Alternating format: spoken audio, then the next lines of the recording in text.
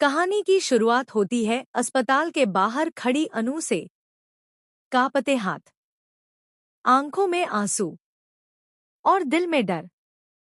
Aryavardhan stretcher पर पड़ा है, बेहोश, कमजोर, टूट चुका। डॉक्टरों की भागदौड़, मॉनिटर की बीपिंग आवाज और अनु की सांसें जैसे रुक सी जाती हैं। अनु खुद से बुदबुदाती है, हे भगवान, आर्य को कुछ हो गया तो मैं कभी खुद को माफ नहीं कर पाऊंगी। यहीं से शुरू होता है आज का सबसे इमोशनल और टर्निंग पॉइंट वाला एपिसोड। अनु रोते रोते गायत्री देवी को कॉल करती है। आवाज कांपती है, मान, आर्य सर को चक्कर आ गए, हार्ट अटैक जैसा लग रहा है, प्लीज जल्दी आइए।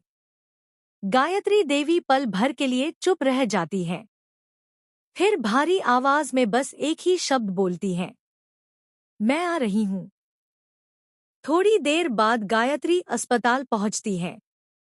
अनु उनके सामने टूटकर रो पड़ती है। यह सब मेरी वजह से हुआ। मैंने आर्य सर पर शक किया। मैं उनसे दूर हो गई, उनकी बात सुने बिना। गायत्री देवी उसके कंधे पर हाथ रखती हैं।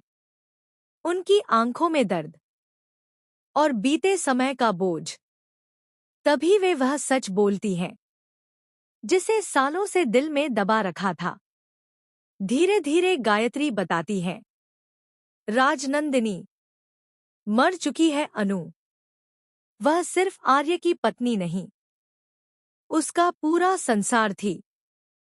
आर्य के टूटने, अकेलेपन और रात रात जागकर खुद को संभालने की कहानी। वो हंसा तो सिर्फ हमको संभालने के लिए, जिया तो सिर्फ अपनी रिस्पॉन्सिबिलिटीज के लिए, वरना उसका दिल उसी दिन मर चुका था। अनु की आंखों से आंसू रुकते ही नहीं। और फिर सबसे बड़ा खुलासा, जब से तुम उसकी जिंदगी में आई हो, उसने फिर से जीना सीखा है अनु। अनु सदमे में रह जाती है। गिल्ट, पछतावा और टूटा हुआ दिल सब एक साथ उस पर टूट पड़ते हैं। डॉक्टर बाहर आते हैं। मरीज अब खतरे से बाहर है, लेकिन इन्हें स्ट्रेस से दूर रखना होगा। अनु भागकर आईसीयू के दरवाजे तक जाती है। शीशे के पार ऑक्सीजन मास्क लगाए आर्य, कमजोर लेकिन जिंदा। अनु फूट फूट कर रो पड़ती है, मुझे माफ कर दीजिए आर्य सर, मैंने आपके प्यार पर शक किया। गायत्री की आंखें भी भर आती हैं।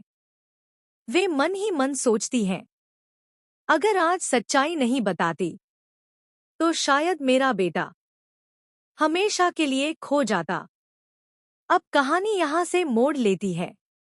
क्या अनु आर्य के प्यार को स्वीकार करेगी? क्या उसके गिल्ट से उनका रिश्ता और मजबूत होगा? या फिर अतीत का कोई अनकहा सच